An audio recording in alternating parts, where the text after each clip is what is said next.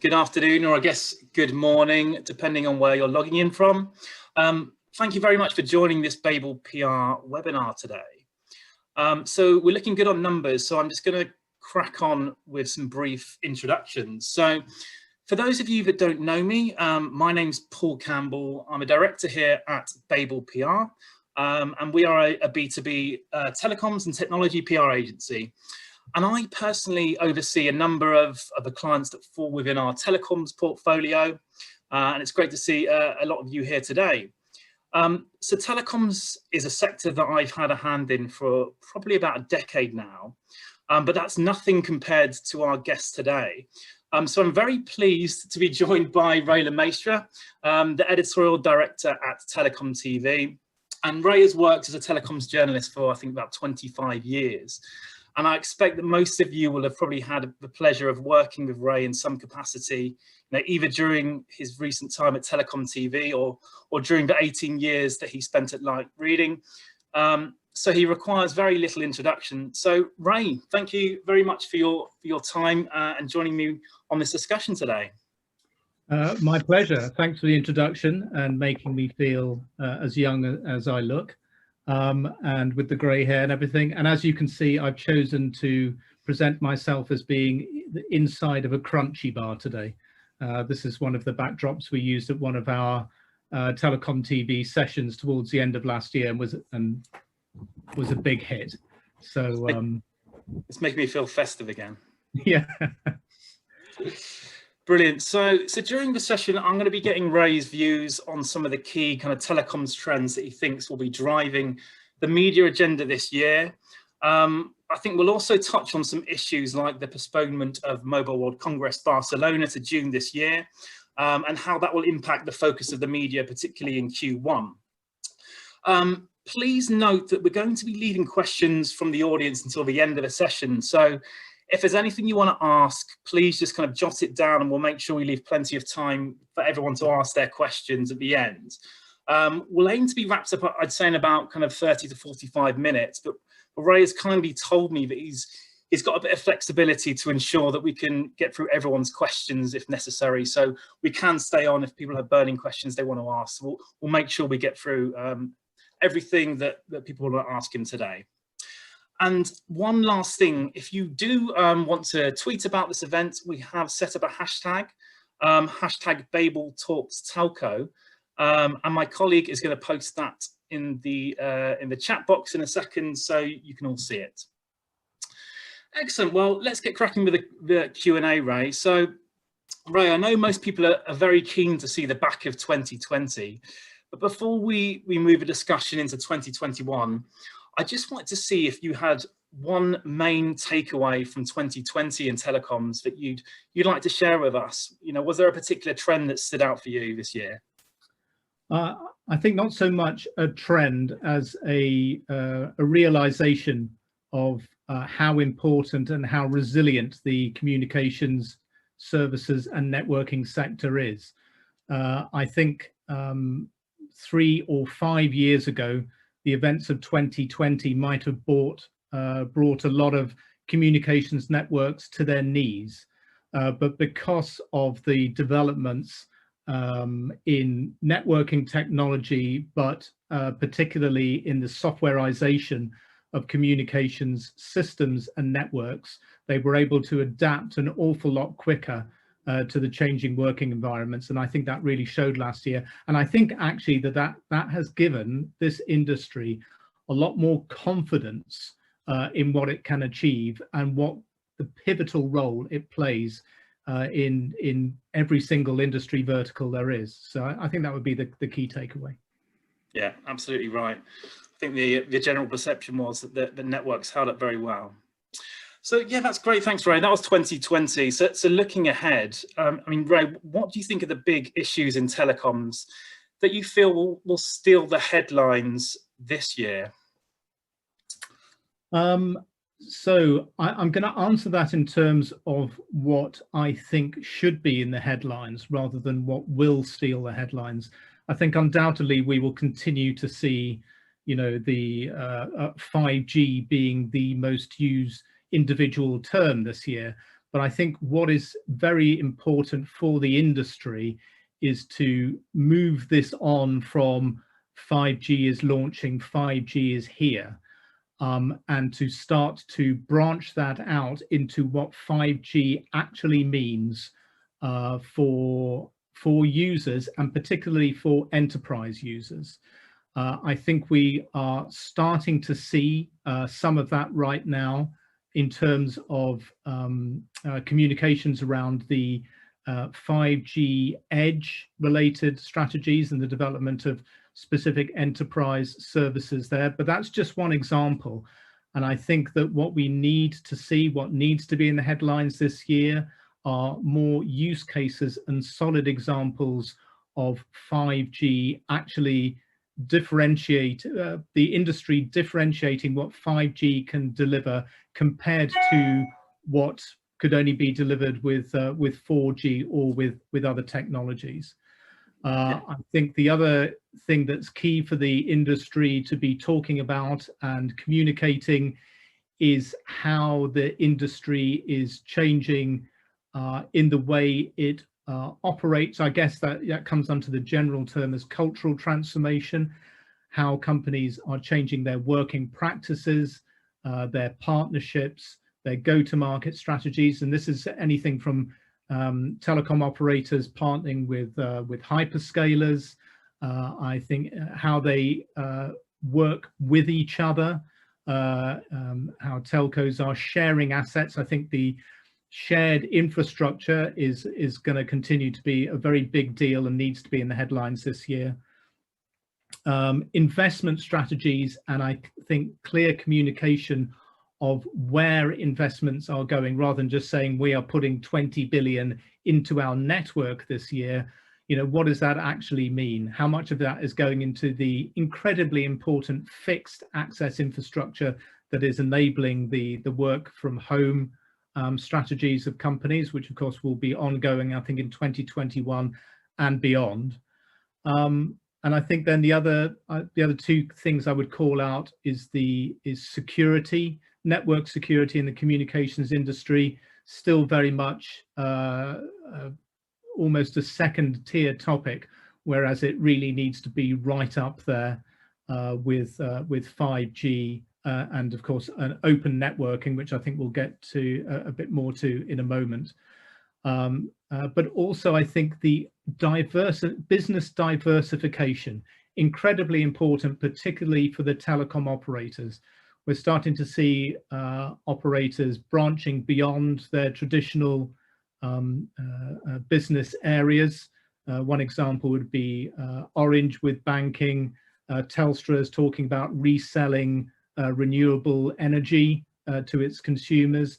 SK Telecom is becoming is going into partnership with Amazon to be a deliverer of Amazon products, which is something I don't think anybody would have considered a couple of years ago. And I think these diversification strategies are incredibly important, particularly to the operators, but I think this is something also that the supply side would probably look to replicate as well. Brilliant, thanks, Ray. All really interesting points. And I think, you know, another one of the big trends, I think, within the industry, and certainly one that we've seen Telecom TV cover quite a bit, has been the move to more open and software-centric networks through initiatives like Open RAN and O-RAN. So how do you see these initiatives progressing and gaining further momentum this year? Well, I think the momentum is only going to increase. I think, you know, you could get that sense at the end of 2019 that this wasn't just an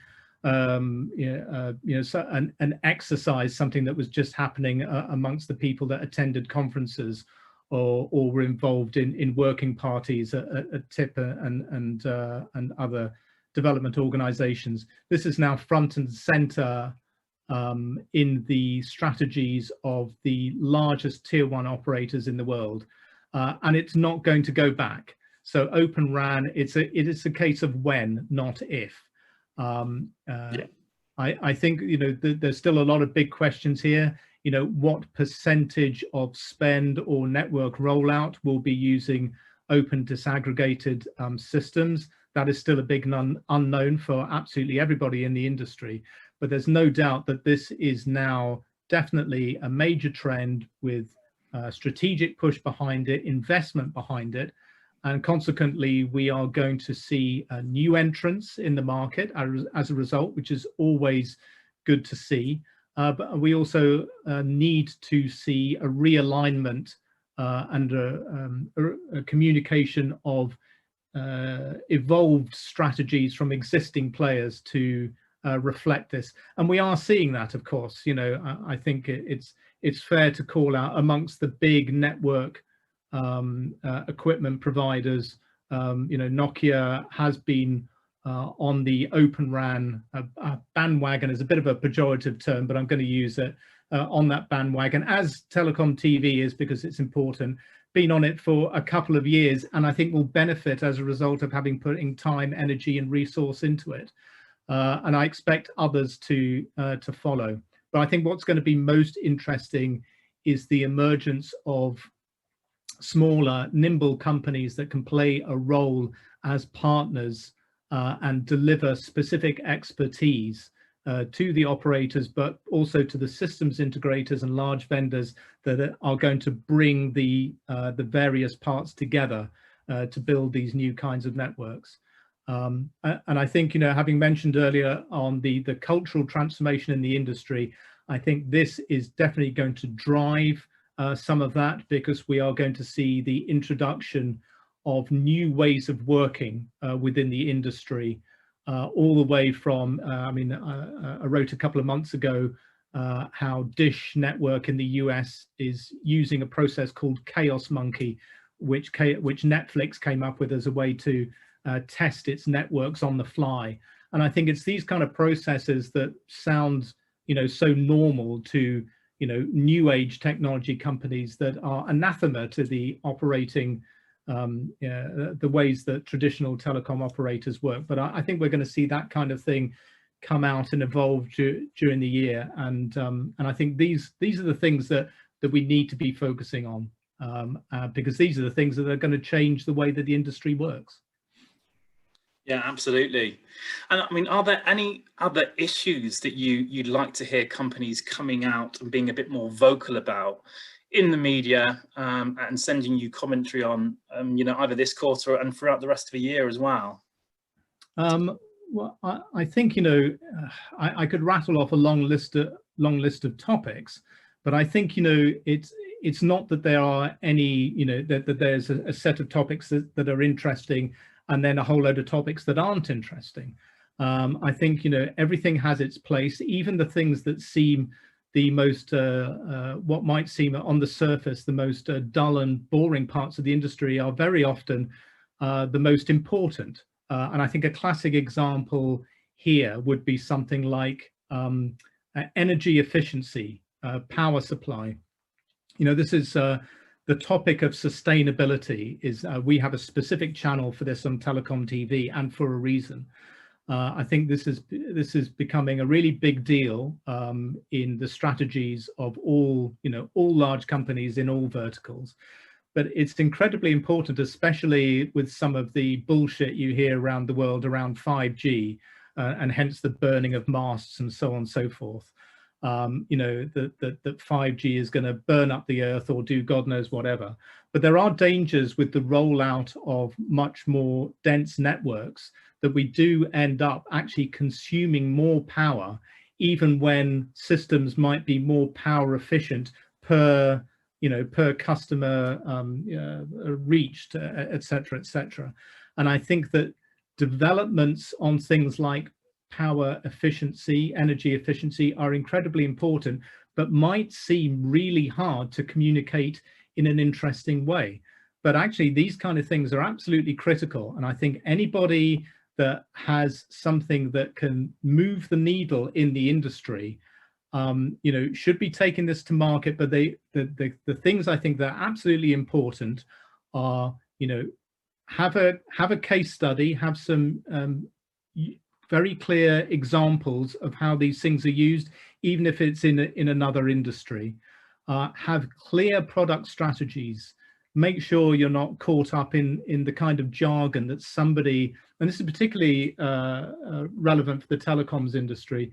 You know, nowadays, developments in the telecom industry and even in radio access networks, large enterprises are now finding themselves in need of needing to understand radio access networks, mobile network infrastructure, because their company might have just acquired a CBRS license in North America and might be considering building a private network. Now, they're going to need to find out about this stuff. And if they go to the industry and find that it's talking in a completely different language that they don't understand, that is of no use to anybody. So I think using very clear communication, it sounds so obvious, but I get press releases every day, and I've been covering this industry for 25 years, and sometimes I do not know what the hell they are talking about, and I just put them aside. And if I'm putting them aside, you can be damn sure that potential customers are doing the same. So user examples, clear communication, very clear and detailed product specifications or links to, I think, are very important. And having any third-party commentary, you know, bringing in an analyst comment, or having, you know, that customer saying something that sounds like it might be real, that they might actually have said it. These kind of things are very important for the credibility of messages going out to the market. And I think that, you know, that applies across the board to all the topics I've mentioned so far. Brilliant. Thanks, Ray. That was really useful. I mean, are there any topics that you're slightly fatigued of hearing about now? That, you know, you get sent a lot of commentary about, and you'd like to see the discussion move on? You know, not really. There isn't anything that I'm bored of in terms of a topic, but I am bored in just being, you know, fed, you know, 500 words of nothing. I'd rather have 50 words of something, and you know, and quite happy to receive it via any channel. So I think, you know, somebody reaching out, and I think this applies to anybody in the B2B media, you know, taking LinkedIn as an example. If you're a B2B journalist and you're not on LinkedIn, go and find another job. If you're on LinkedIn, then for somebody to just, you know, drop you a link and say, I think this would be of interest to you because I know you're covering this topic, and providing a link, that is as good or better indeed, I think, than sending a long email that is, you know, a press release or a white paper. So I think about, you know, using efficient ways and digital ways to communicate. You know, I think I'm sure everybody's email is out of control. So I think I'm not bored of topics. I'm bored of I'm bored of being presented with ideas and pitches that I don't understand and that don't have any useful information in them. That's what I would say I'd be bored of. Brilliant. Yeah, I have noticed, Ray, that you are particularly active on LinkedIn, and it is good to hear that you are receptive to receiving, you know, messages on LinkedIn and across social media. And I guess it's a way for people to, I guess, continue some of those discussions that you start on those platforms, and some of the news stories that you post about. So you would encourage companies to, you know, to comment on those stories, and also, I guess, directly message you as well if they want to pitch you an idea. Very much so. I think LinkedIn, you know, currently it's not only the platform where most of the people in this industry will be active, but you know, fingers crossed, it continues to be unsullied by the kind of you know, trash talk that you see on other social media channels. You know, you still get stuff that's not interesting, and you still get a lot of kind of, you know, unwanted pictures, but at least it's more focused, and you can pretty much tell where stuff is coming from. So great. So Ryan, I think you made a very good point at the beginning of the call that networks have held up very well through the pandemic, but I think it's clear that the industry is going to have to continue to adapt to the long-term changes that are being forced by the pandemic, such as remote learning and remote working. However, is there any indication that your readers or your colleagues and other journalists are getting slightly slightly bored of COVID-focused content, or is there still, I guess, a very real need for that conversation to continue, and for companies to talk about how they are kind of supporting the changes that are being forced by the pandemic at the moment? Yeah, and I think it's quite the opposite. I think that whenever there is something pertinent to say about, how is the current situation impacting strategies, how are companies dealing with this? We find this every day. I think, as we speak, one of my colleagues is publishing an article about a whole load of new services that are coming out focused at enterprises that have more distributed workforces now. This isn't new, but this is happening more and more. And I think, today's example was coming from Colt Technologies, which is obviously very well known for its enterprise services. So they're taking their secure managed voice services a step further. And I think these kind of developments, which may have been accelerated or might have been, slightly changed or altered by the current working conditions. These are of interest, and we see that in our statistics as well. People are definitely interested in this topic still. Nobody wants to, I think people are done with, COVID-19 has had an impact on the industry. Yes, we know that. What is now happening as a result? How are investments, strategies changing as a result, and how can the communications industry make lives easier and secure their own businesses as a result of adapting to that? Because there's no doubt about it, this industry, along with pharmaceuticals, are the industries that can keep industry going, I think, in 2021 as well as 2020.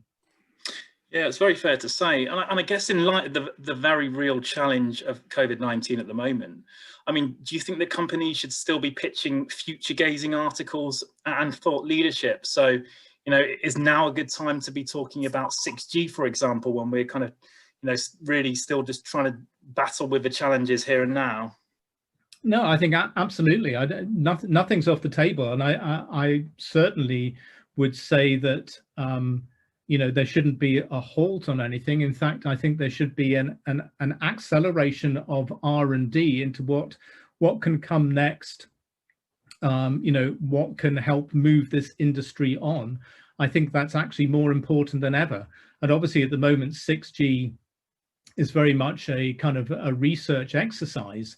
What's being talked about now in terms of 6G might not come to fruition in 5-10 years time, but some of it will, and some of it will spark other ideas, and it might spark new investment cycles, and it might spark the formation of new startups, which of course now it's easier now to have a 2-person startup that can develop software that becomes absolutely critical to making next generation chips enable 6G communications. So I think,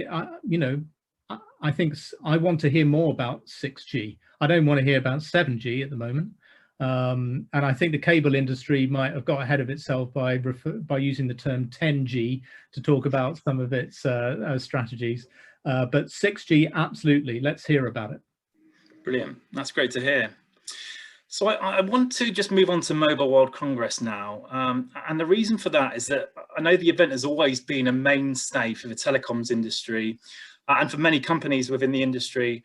And those companies often, they build marketing programs around the event in Q1, which often set them up for the rest of the year.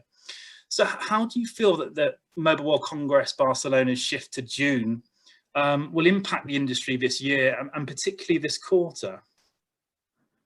Well, I think that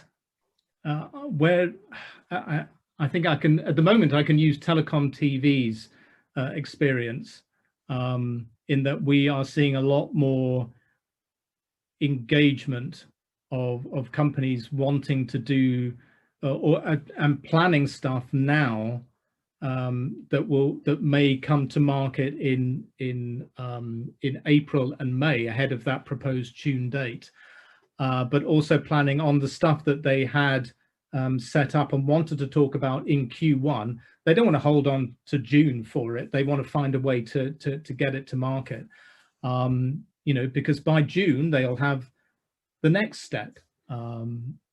So I think that that shift has obviously had a great, will have a great impact on the way companies plan their year, but I don't see it holding too much up, because if you hold on to something, it might not be so new by the time you get to June as it might have been at the end of February.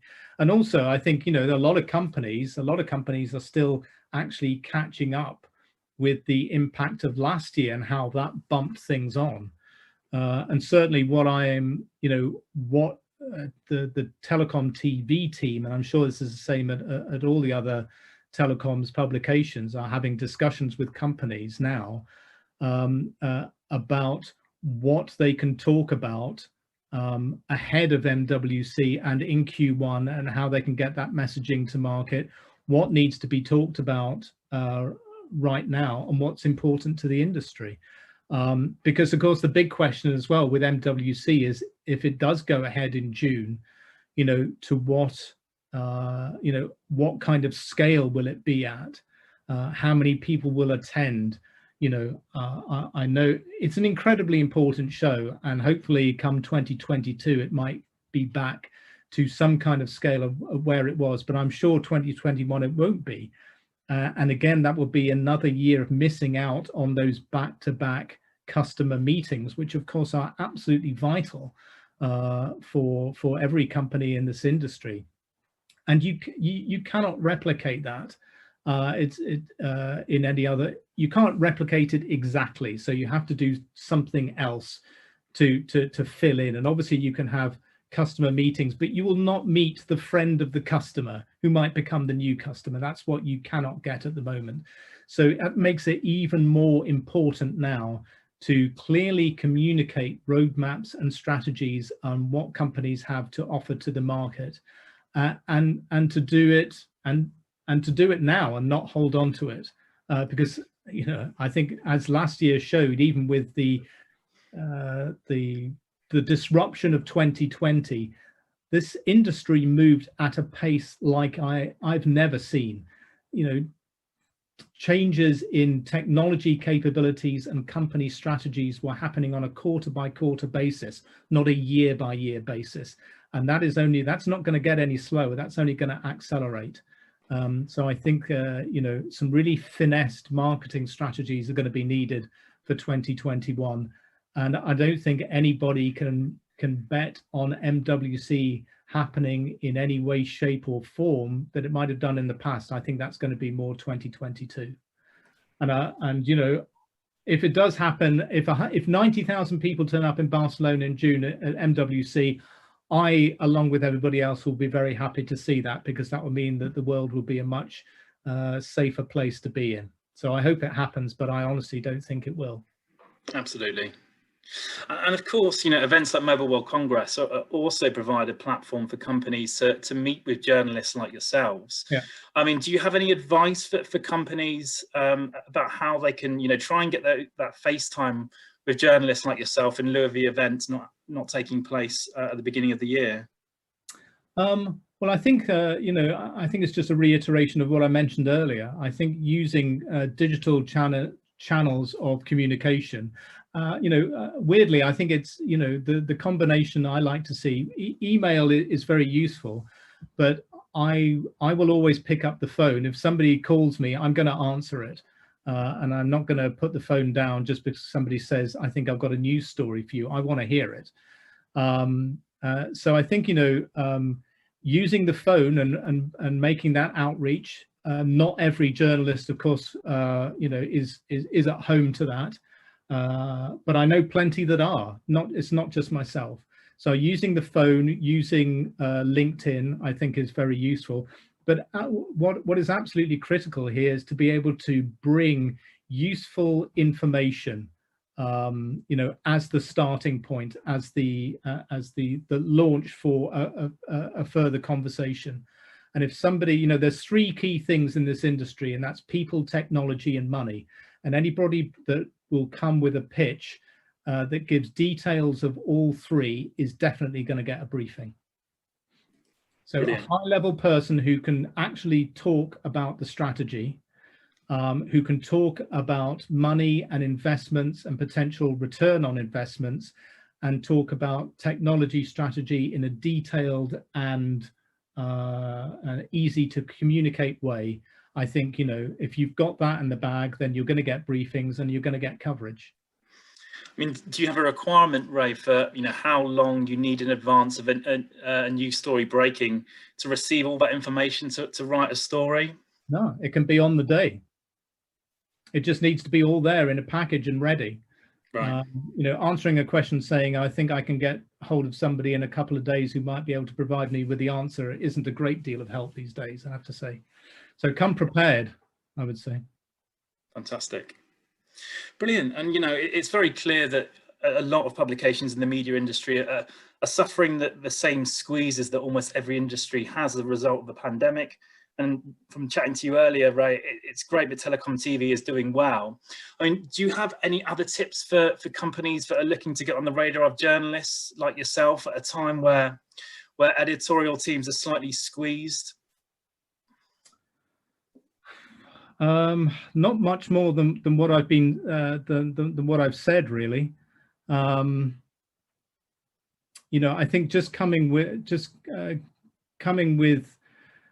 trying to attract people's attention with very little detail and a promise of having something unique for the market, but without any backup detail. Or promising, you know, we had an example of this yesterday where the CEO of a company was promised for comment, and we said, absolutely, get them on the phone to find out that the CEO wasn't available at all. You know, that is an absolute no-go. You know, it's incredibly important, you know, as much as it's important from our side of the fence, to live up to expectations and to deliver on what we're supposed to deliver. It's very much a two-way street.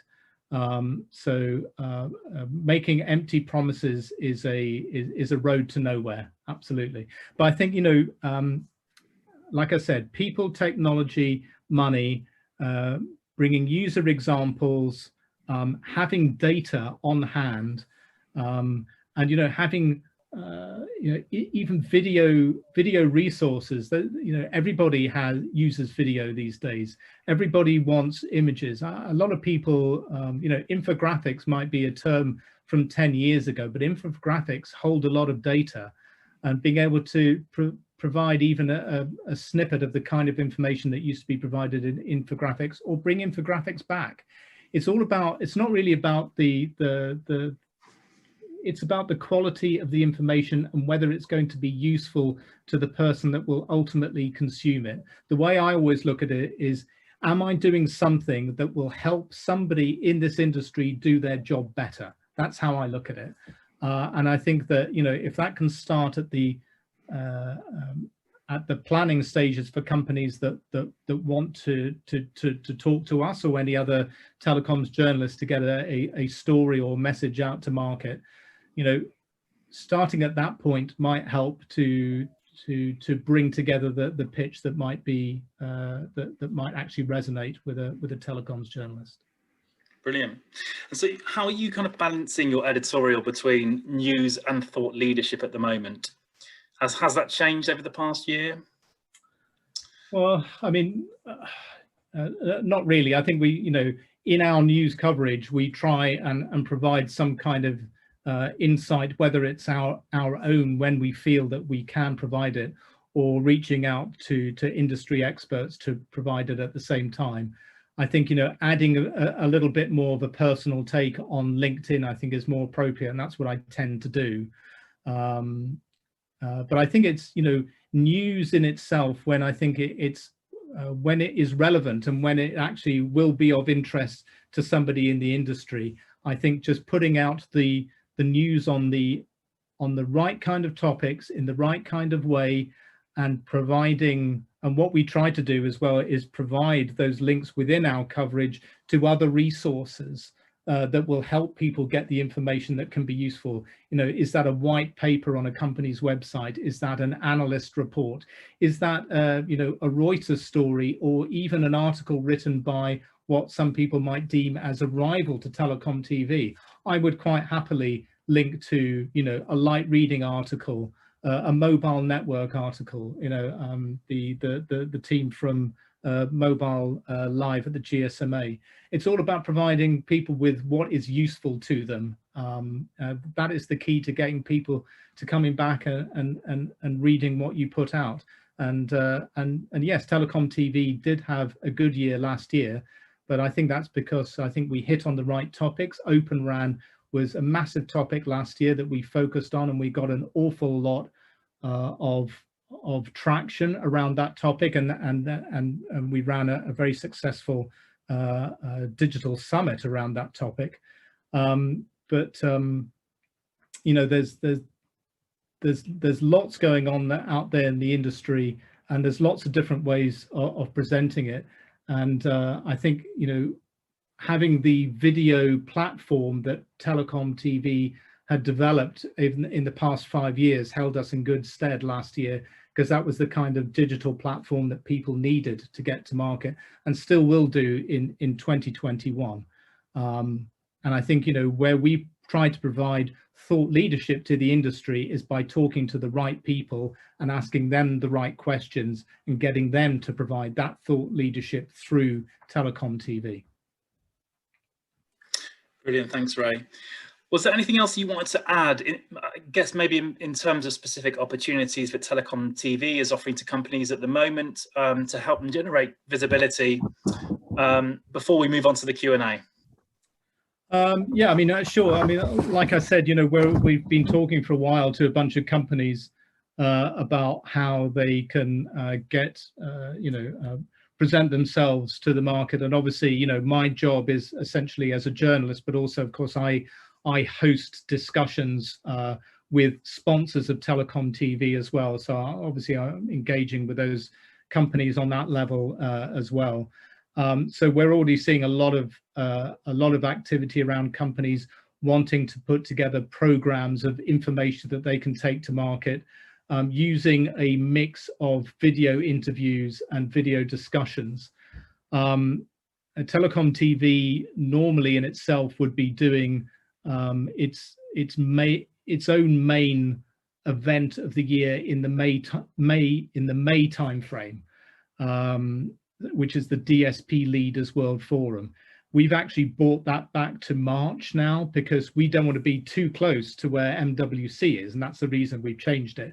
You know, anybody who puts anything too close to the beginning of June, if MWC exists even on a small in a small way, 20,000 people, 10,000 people, that's still a relevant show that there's going to be a lot of attention and a lot of focus on. So we've shifted our DSP Leaders World Forum event back to March.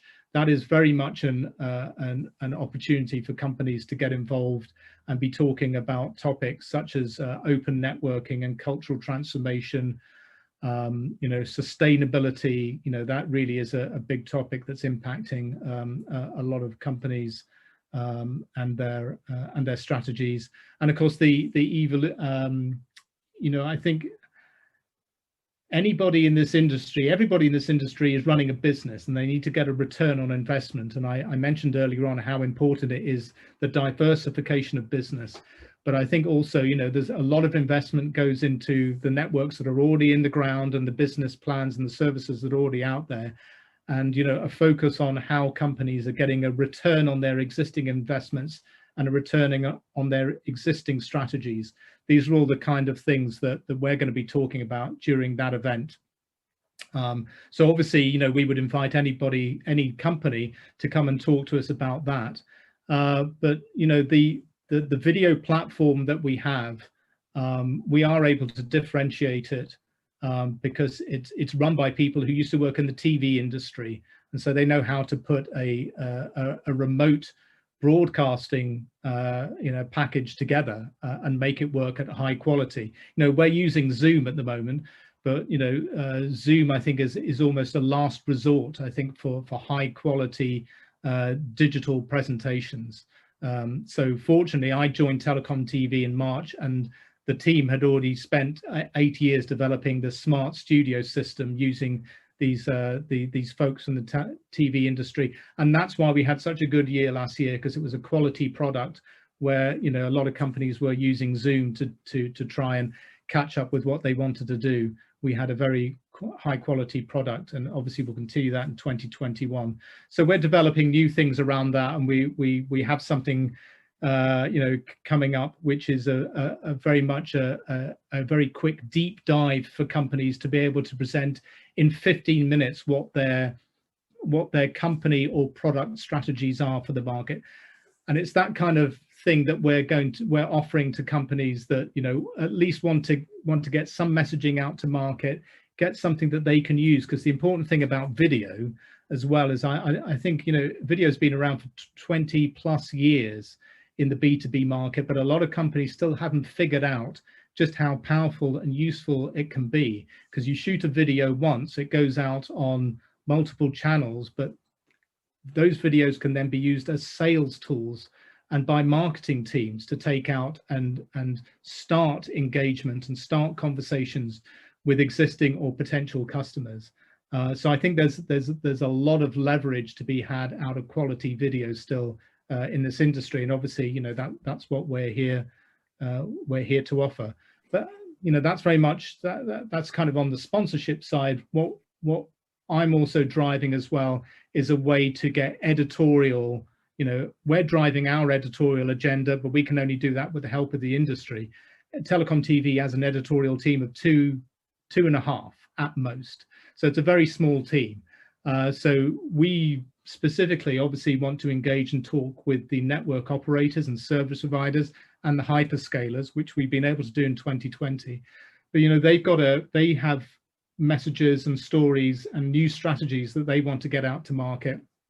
And we are always happy to be talking to those companies and getting on a video, having a video conversation with them, or any other kind of conversation to get those kind of you know, strategies and stories and plans out to market. Because of course that is what drives then, you know, that's the kind of useful information I'm talking about. If I'm talking to Diego Tenori at Vodafone and he's explaining how Vodafone is going to deploy Open RAN in the market, that is absolutely essential information for the industry, but the kind of thing he might have presented on stage at the TIP Summit or Mobile World Congress.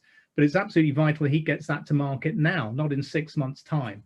And those are the kind of conversations that we're brokering and getting to market. So obviously, the more network operators and service providers that we can talk to and that want to talk to us to get their strategies out to market, where obviously we are always open 24/7 for those kind of conversations. Great to hear. Thanks very much, Ray. I think everyone will find that really useful. So we're now going to be opening up a discussion for a Q&A with the audience. So I think rather than opening up the audio to everyone at once, can you please raise your hand? So there should be a button in the middle of your screen if you've got a question for Ray, and then I'll give you audio access once you've raised your hand to ask your question. So Sarah, I will start off with yourself. Thanks, Paul. Hi, Ray. My name's Sarah. I'm from a company called Pure Li-Fi. And one of my questions is, we deal with a lot of customers who don't like to talk about our work with them because it's either sort of future innovation or about security. Sure. So case studies and sometimes customer endorsements are difficult for us to get in numbers. So, you know, we share things like demos and product specs and thought leadership pieces, but I was wondering, have you seen any interesting ways that companies have engaged the media that deal with my type of Yeah, absolutely. And rather than explain it here, I'd be happy to send you an example. I think, you know, Qualcomm, obviously, you know, it's a very large company, but you know, they are a very technology, R&D and product strategy heavy company, and they did a great presentation a couple of months ago just with two of their technologists presenting about their product strategies, how they developed them, why they had developed them, and using slides, but also talking to camera. And it was a very engaging format, and it got a lot of information across in a very clear and concise way. And these were new products that they were just bringing to market, so they didn't have that use case. So if you want to reach out to me on LinkedIn, I'd be happy to share a link to that example to show how that can be overcome. And obviously, you know, when I use that example, I'm very aware that it's incredibly difficult a lot of the time to get clearance from customers to use their names or to use their examples. And I totally appreciate that. But wherever possible, I would absolutely encourage the use of it. But I think, like I said earlier, you know, I think if there is something, if any company is doing something that moves the needle, moves things on in the industry and provides the next step on the evolution of a technology roadmap, people will always be interested in that, and they're very interested in consuming it in their own time rather than you know, in an on-demand fashion. And I think, you know, we've definitely noticed that in the past year. Great. Thanks, Sarah. Thank you, Sarah. Thanks, Sarah. Any other questions at all?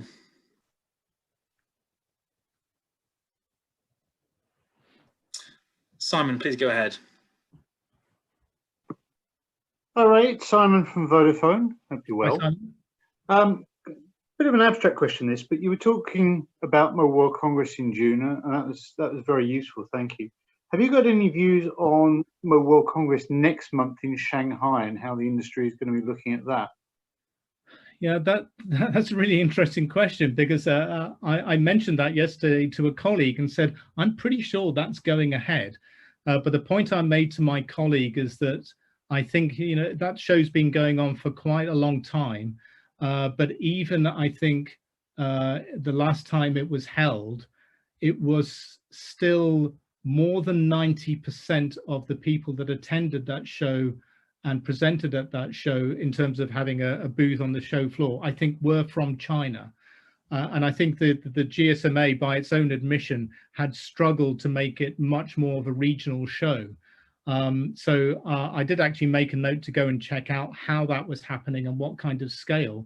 But I think because it was largely, and of course, you know, China is a massive market in itself, and is very worthy of having its own show. And I think that's how that MWC Asia ended up being a very China-focused and China-specific show. But also, of course, you know, companies wanted to come in from around the world and pitch to the Chinese operators as well and Chinese partners. Quite how that part will play out. But I think obviously China is a bit more settled and is a little bit less tumultuous than the rest of the world. So I'm sure that show will go ahead, but I'm sure it'll be probably more. It'll probably more have a greater, you know, Chinese companies talking to other Chinese companies more than it did before. I don't know if they have much of a digital element to that show. I need to check that out myself. But I hope it does go ahead, you know, because obviously that would be very useful for that very large market. And I think, you know, I think you've just triggered a point in my head. Just to make a point, I think the one thing that the whole industry is missing, and of course which cannot be replicated, is that person-to-person meeting, which is impossible. It really is impossible to replicate in any other fashion. I think that's what everybody is looking forward to getting back to. And you know, I know that that this isn't the right time or place to be doing it. But I would very much like to hear as well from companies on this call about how they have found the lack of that person-to-person interaction and how that has impacted their strategies, and whether that's even impacted their marketing plans or businesses even in the interim before we can get back to some kind of normality. But that's what everybody's missing, I think, is that interaction and that introduction to people that you'd never met before, which is absolutely critical to every industry, of course. Brilliant. I think we have a few questions as well, Ray, on the chat function. So I'm going to kick off with one from Rudolph. So he says, we've seen how COVID-19 has exposed the digital divide in Western Europe with impacts on children's education. Are there any telecoms trends or advances in 2021 that could narrow the digital divide for low-income families who do not have the appropriate remote learning infrastructure for their children? Well, I think this is something that that the industry is working on for sure, and I think it'll be very interesting to see what comes out of CES this week in terms of low-cost devices that can be economically distributed to the people that need it the most. But I would have to say that ultimately, and I have heard this from people in the industry as well, that so much of the impact on those on whether communication services and the tools that enable that, whether they can close that digital divide, comes down so much to regulation and government funding. But I think we are seeing movement on that as well. But obviously the network operators have a role to play in that as well, in zero rating data, which has been happening, providing free Wi-Fi or broadband services to specific sections of communities. And obviously we would hope to see that continue through 2021.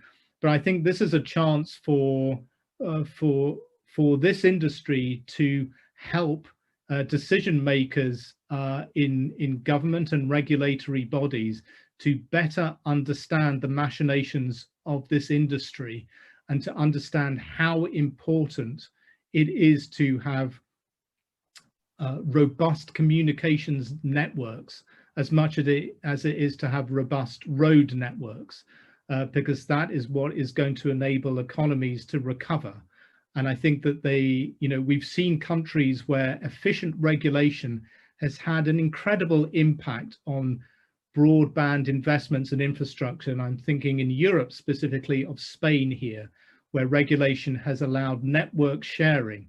And that has made an enormous impact to the broadband population coverage with only in the past 4 years in a way it wouldn't have otherwise.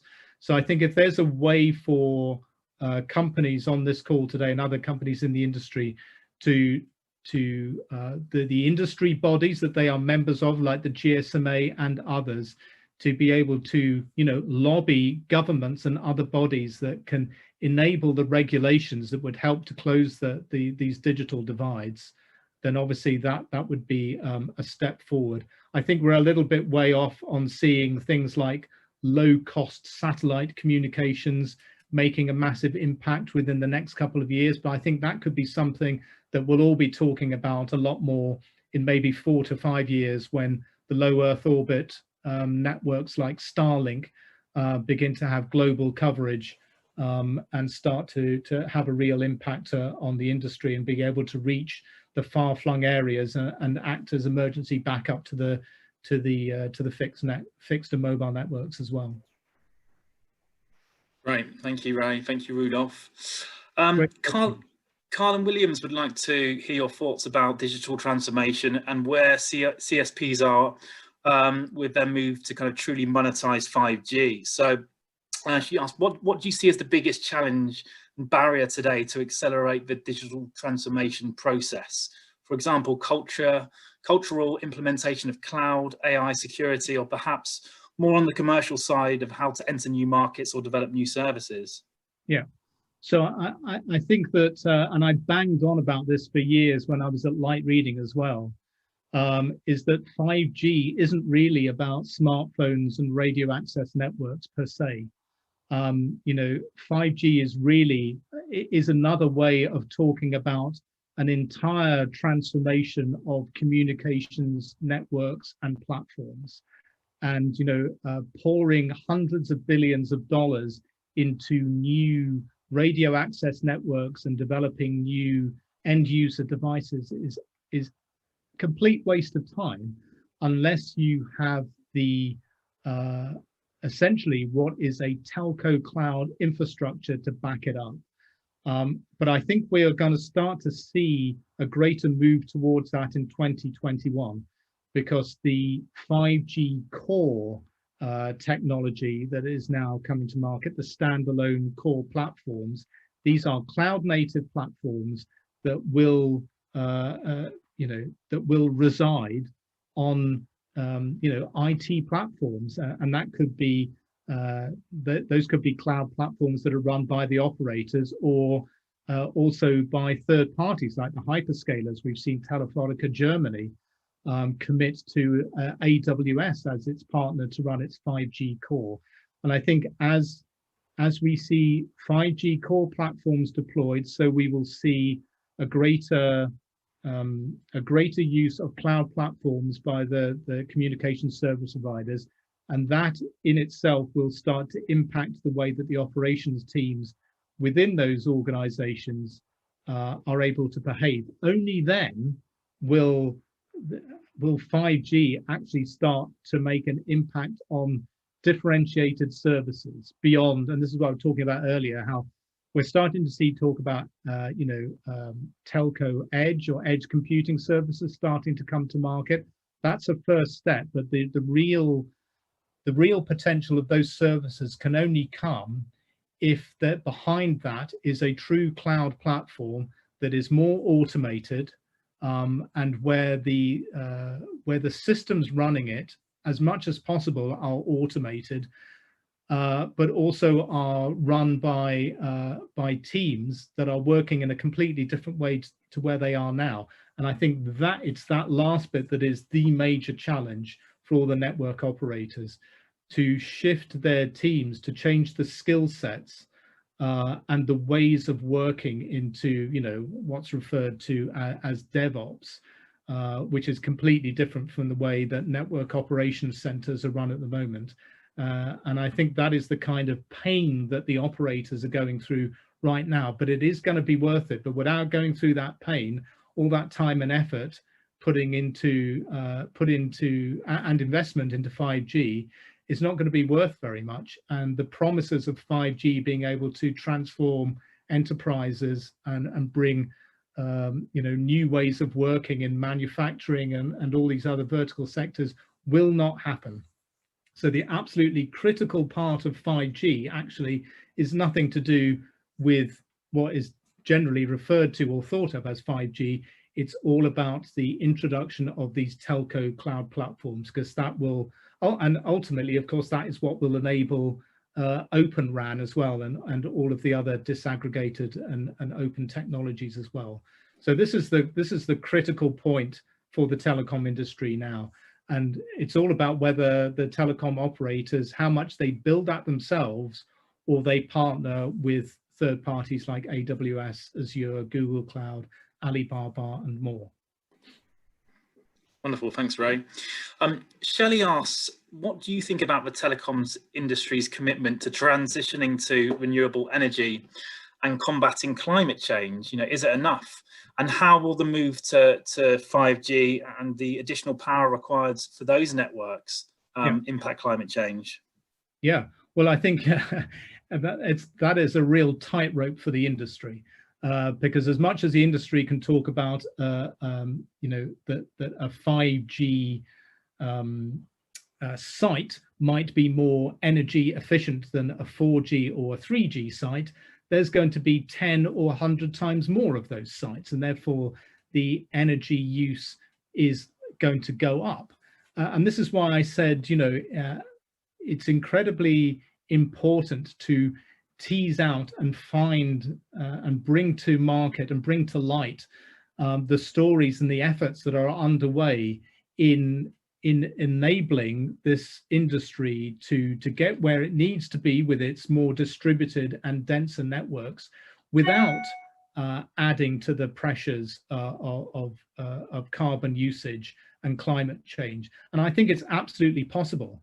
And I think we've seen an example, in fact, of that today. And I would recommend going to Telecom TV after this and checking out our What's Up With item, because there's an item in there about a network operator in Iceland that is using completely renewable energy to run all of the emergency network services in Reykjavik and more on a completely carbon neutral basis. Now, obviously, Iceland is a very particular country with a very particular climate where it's easier to build a naturally cooled data center. But I think it's the kind of technology developments that happen in countries that in the northern, very northern hemisphere. I think it's the developments there, I think, will impact and find their ways into other territories and into other markets. And I think, you know, this is so important. Every single CTO I talk to at a telco is absolutely has this power efficiency and energy consumption bullet point at the top of their to-do list, you know, in terms of addressing it.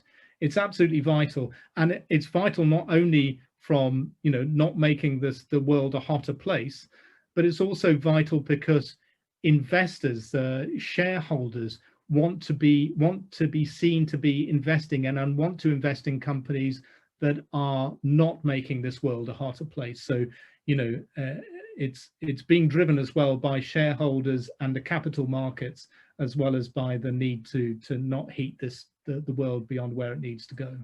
So, you know, it sounds so boring. Let's talk about energy efficiency, but it's absolutely critical. And I want to hear every single power consumption, you know, reduced power consumption and energy efficiency story I can hear in this industry this year. So thank you. Thanks, Ray. And interestingly, Shelley Zagari, who asked that question, actually works for Gencell, the company that you wrote the article about earlier today. So it's a small world. And she actually made an interesting point that sustainability isn't actually on the agenda for Mobile World Congress this year, and it was last year. Yeah, so that's quite a shocking fact. Brilliant. That's a story. Yeah, indeed. I think we've I hope I haven't missed anyone. If I have, please raise your hand using the raise your hand function, and I can ask your question. But I think I've worked through every question from what I can see. So final chance, unless there's any more questions. I think we'll leave it there. Have we covered all the ones in the Q&A list? From what I can see. Okay.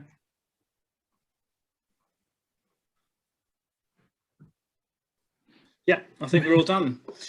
So thank you, everyone. My friend Ronnie Haroldsvik has put a very pertinent question in the industry. Yes, I missed that. So how was journalism in the last century? Yes, Ronnie, I'll tell you about that when we meet in 2030. Yeah. Brilliant. Well, Ray, I imagine your LinkedIn is going to be inundated with connection requests after this discussion. So people might have some follow-up questions for you, but we really appreciate your time. You know, if you've got any further questions for Ray, please do drop him a note. If you've got any questions for Babel, of course, please do get in contact with myself.